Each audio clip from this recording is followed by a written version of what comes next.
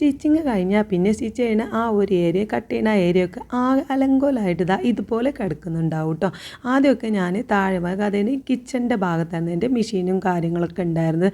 അപ്പോൾ ഞാൻ സ്റ്റിച്ച് ചെയ്ത് കഴിഞ്ഞ ശേഷം തന്നെ വെട്ടേഷനോ കാര്യങ്ങളൊക്കെ ആരെങ്കിലും പെട്ടെന്ന് വീട്ടിലേക്ക് വന്നാലോ വിരുന്നുകാർ വന്നാലോ എന്നൊക്കെ കരുതിയിട്ട് പെട്ടെന്ന് തന്നെ അപ്പക്കപ്പ് ക്ലീൻ ചെയ്ത് വെക്കാറുണ്ടായിരുന്നു. ഇപ്പോൾ മുകൾ നില എടുത്തതിന് ശേഷം എൻ്റെ ഈ ഒരു മെഷീനും കാര്യങ്ങളും സ്റ്റിച്ച് ചെയ്യുന്ന ഭാഗമൊക്കെ ഞാൻ മുകളിലേക്ക് ഷിഫ്റ്റ് ചെയ്തു കേട്ടോ. അവിടെ എനിക്കായിട്ട് തന്നെ പ്രത്യേകമായിട്ട് സെറ്റ് ചെയ്ത് വെച്ചിട്ടുണ്ട്. ആ ഒരു കാരണം കൊണ്ട് തന്നെ പെട്ടെന്ന് ആരും കാണില്ലല്ലോ, അങ്ങോട്ട് മുകളിലേക്ക് കയറിയാൽ മാത്രമല്ലേ കാണുള്ളൂ. അപ്പോൾ അങ്ങനെ അങ്ങോട്ട് ആരും അധികം വരാറുമില്ല.